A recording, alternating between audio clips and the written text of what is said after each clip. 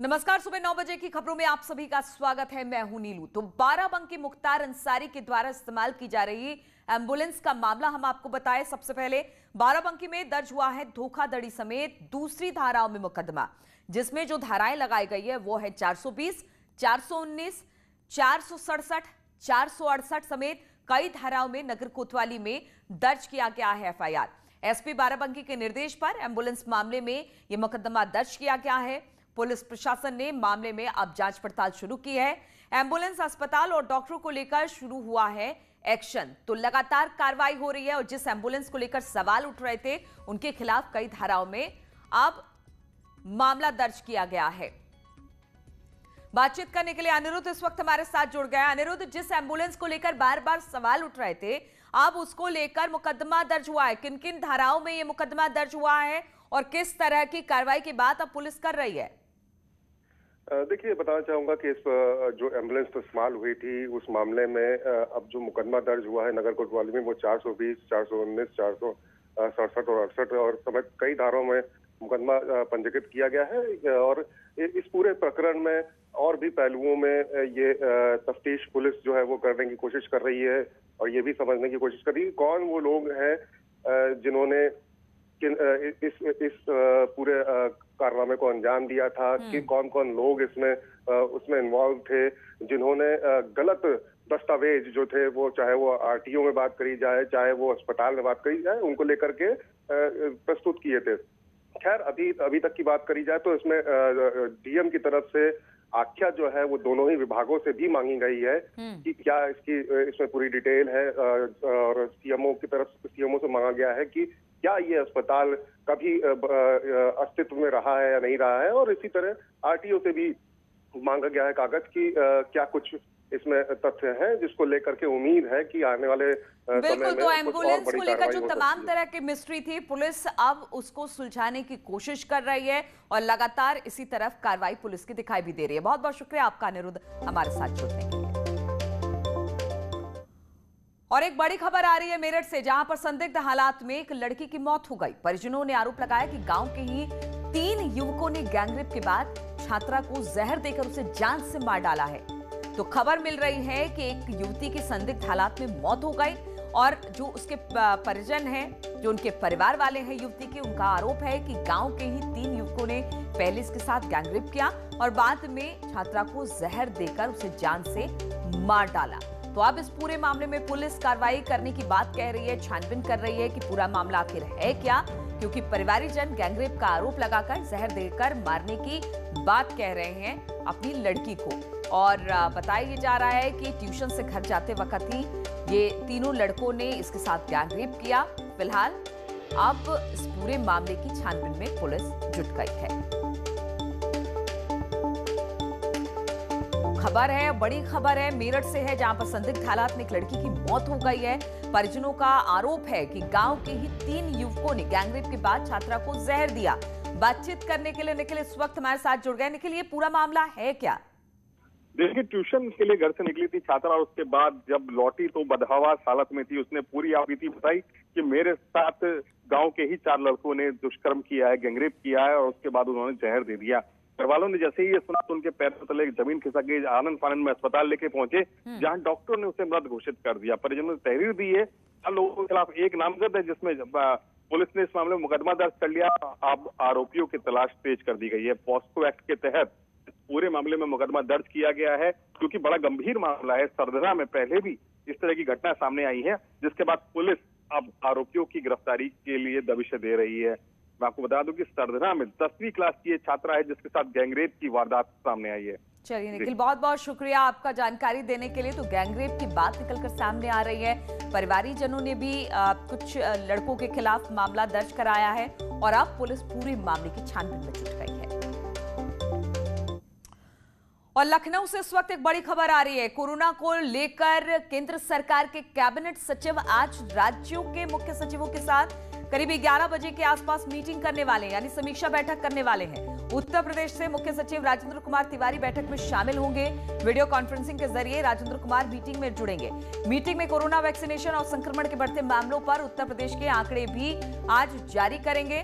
तो एक बड़ी खबर आ रही है। जिस तरह से कोरोना के मामले लगातार बढ़ते जा रहे हैं, अब केंद्र सरकार की तरफ से एक मीटिंग रखी गई है। केंद्र सरकार के कैबिनेट सचिव आज राज्यों के मुख्य सचिवों के साथ 11 बजे बैठक करेंगे, जिसमें उत्तर प्रदेश के मुख्य सचिव राजेंद्र कुमार तिवारी शामिल होंगे वीडियो कॉन्फ्रेंसिंग के जरिए, और राजेंद्र कुमार मीटिंग में जुड़ेंगे। साथ ही साथ मीटिंग में कोरोना वैक्सीनेशन और संक्रमण के बढ़ते मामलों पर तो चर्चा होगी ही, साथ ही उत्तर प्रदेश में आंकड़े क्या कह रहे हैं कोरोना को लेकर, इस पर भी एक लिस्ट जारी हो सकती है। बातचीत करने के लिए अनामिका इस वक्त हमारे साथ जुड़ गई है। अनामिका, जिस तरह से कोरोना के मामले लगातार बढ़ रहे हैं, ऐसे में अब केंद्र की तरफ से पहल की गई है और राज्यों से एक लिस्ट मांगी गई है या फिर रिपोर्ट मांगी गई है कि क्या स्थिति है, तो आज की बैठक काफी अहम इसको लेकर।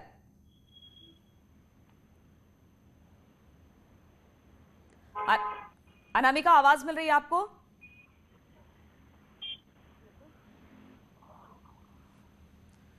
हेलो अनामिका, आवाज मिल रही है? जी, आवाज मिल रही है। बिल्कुल अनामिका, जिस तरह से आज एक बैठक होने वाली है केंद्र सरकार की तरफ से, बाकी राज्यों के मुख्य सचिवों के साथ ये बैठक होगी कोरोना के बढ़ते मामले को लेकर, कितनी अहम ये बैठक?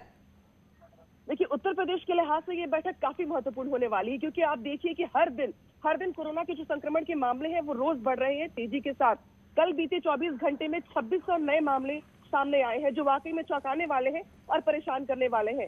उत्तर प्रदेश के मुख्य सचिव ने कल ही वैक्सीनेशन भी लिया है, उनकी फैमिली ने भी लिया, सरकार के कई मंत्री ले चुके हैं, लेकिन अभी भी लोगों को वैक्सीनेशन को लेकर वो जोश दिखाई नहीं दे रहा है। साथ ही जो संक्रमण का खतरा है त्योहारों के बाद से वो ज्यादा बढ़ गया है, और यही वजह है कि आज जब बैठक होगी मुख्य सचिव के साथ केंद्रीय सचिव की, तो इस बात का जिक्र जरूर होगा कि आने वाले दिनों में क्या कुछ सख्ती अपनाई जाए, क्या कुछ कड़े गाइडलाइंस जारी किए जाए, ताकि जो गैदरिंग है या फिर जिस तरीके से संक्रमण बढ़ रहा है, चेन टूट नहीं पा रही है, उसको लेकर कुछ सख्ती से निपटने का समय आ गया है।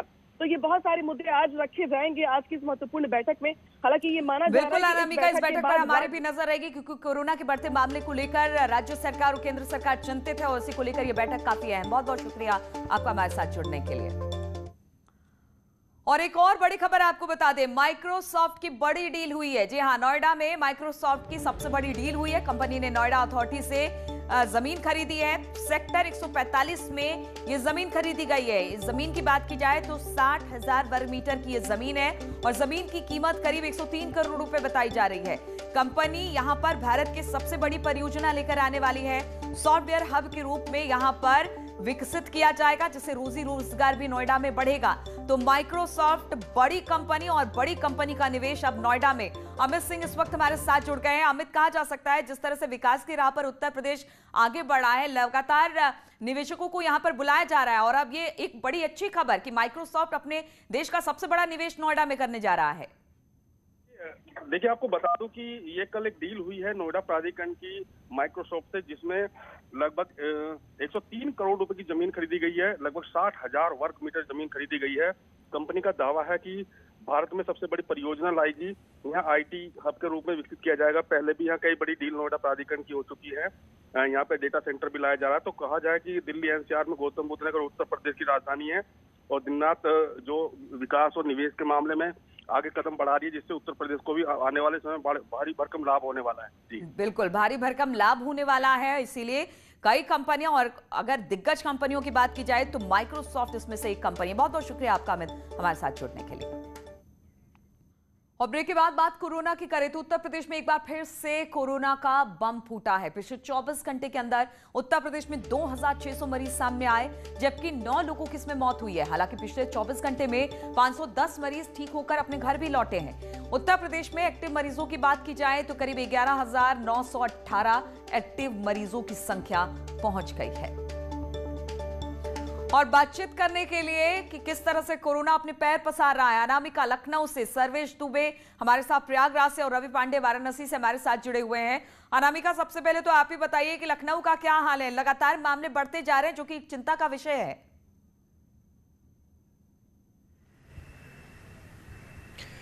और देखिए, होली के जश्न ने कोरोना को भरपूर मदद करी है और शायद यही वजह है कि जिस तरीके से केसेस लगातार बढ़ रहे हैं वो जिला प्रशासन के सामने अब चिंता का विषय है। कल ही आपको याद होगा कि किस तरीके से लखनऊ में एक फन मॉल, जो सबसे बड़ा मॉल है लखनऊ का, उसको सील कर दिया गया।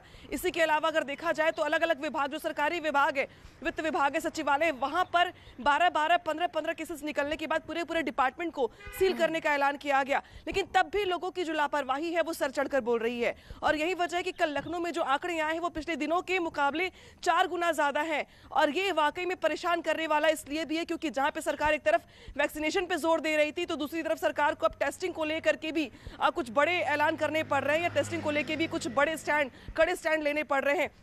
जो बच्चे हैं एक कक्षा 1 से लेकर 8 तक, उनके स्कूलों की छुट्टी 4 अप्रैल तक पहले ही कर दी गई। इसके बाद माना जा रहा है कि एक्सटेंड किया जाएगा। इसके अलावा बहुत सारे नियम सख्त करने के बावजूद जो लोगों की लापरवाही है ये जाहिर करने के लिए काफी है कि लोग किस तरीके से कोरोना को अब भी ये मान के चल रहे कि वो जा चुका है या अगर वैक्सीन मिलने बिल्कुल लोग अब भी नहीं समझ रहे हैं और लगातार लापरवाही बरत रहे हैं और यही वजह है कि कोरोना लगातार अपने पैर पसार रहा है। अगर इसी तरह से कोरोना बढ़ता रहा स्थिति और खराब होगी और फिर कुछ कड़े कदम सरकार को उठाने पड़ेंगे। प्रयागराज से सर्वेश भी हमारे साथ है। सर्वेश, प्रयागराज में किस तरह से आंकड़े क्या कह रहे हैं? कोरोना के मरीजों की तादाद कहां पहुंच गई है?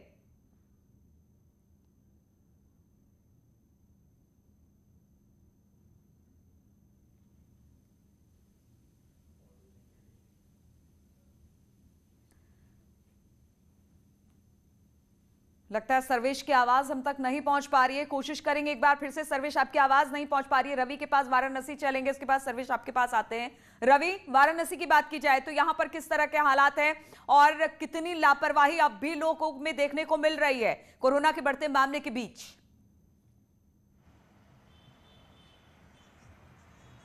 देखिए, वाराणसी में जो कोरोना लगभग खत्म होने के कगार पर आ गया था, रोज लगभग 4 से 5 के नए मामले सामने आते थे, वही मामला अब उल्टा हो चुका है। और अगर सिर्फ कल की बात की है तो 196 नए केस सामने आए। तो बिल्कुल ये जो तस्वीर है वो लापरवाही की है। बिना मास्क और सोशल डिस्टेंसिंग का जो पालन नहीं कर रहे उसकी ये तस्वीर सामने है। और यही कारण है कि वाराणसी में जिलाधिकारी ने अपना रवैया सख्त अपनाया और 9 बजे के बाद से सभी दुकानें बंद कर दिए गए। किसी भी प्रकार की दुकान हो या मॉल हो या रेस्टोरेंट हो, वो 9 बजे के बाद नहीं खोले जाएंगे और सिर्फ मेडिकल के दुकानों को छूट दी गई है। तो लगातार पिछले 4 से 5 दिनों के आंकड़ों की अगर बात की जाए तो लगभग 450 नए केस सामने वाराणसी में आए, जिसका सीधा ये कहा जा सकता है कि जो लापरवाही है वो अब वाराणसी के लोगों पर भारी पड़ती नजर आ रही है। बिल्कुल। और रवि, अगर स्थिति तरह के हालात रहे, डीएम ने कह दिया है कि रात के 9 बजे से सुबह 9 बजे तक बिल्कुल 144 धारा लागू रहेगी। अगर तब भी हालात नहीं संभले तो हो सकता है कि कई इलाकों में लॉकडाउन तक लग जाए। लोग इस बात को नहीं समझ रहे हैं कि स्थिति और खराब हो सकती है।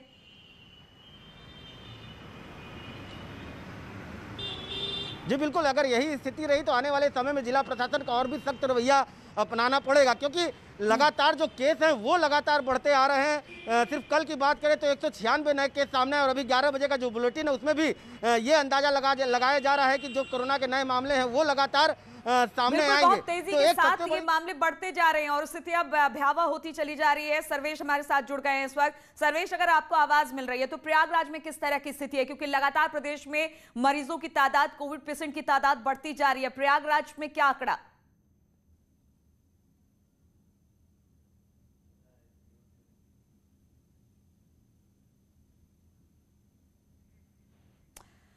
लगता है प्रयागराज में हमारे सर्वेश तक आवाज नहीं पहुंच पा रही है। मेरी पहुंच रही है लेकिन उनकी आवाज हम तक नहीं आ पा रही है। फिलहाल बहुत बहुत शुक्रिया आप सभी का हमारे साथ जुड़ने के लिए। तो कोविड के मामले लगातार बढ़ रहे हैं, हम तो लोगों से यही अपील करेंगे कि वे स्थिति और भयावह ना हो जाए, इसलिए कृपया कर कोविड के नियमों का पालन करें।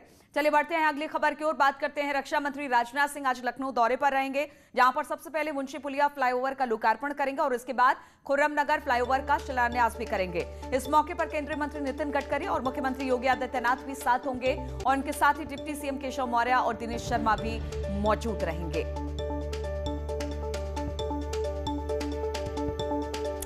और इसको लेकर राजनाथ सिंह ने एक ट्वीट भी किया है। उन्होंने ट्वीट में लिखा कि मेरे संसदीय क्षेत्र लखनऊ में ट्रैफिक जाम से मुक्ति के लिए पिछले कुछ वर्षों में कई फ्लाईओवरों का निर्माण कार्य किया गया और इसी क्रम में एक बार फिर आज फ्लाईओवर का लोकार्पण किया जाएगा और एक नए फ्लाईओवर की आधारशिला भी रखी जाएगी। इन फ्लाईओवरों के बन जाने से जनता के लिए आवागमन सुगम होगा।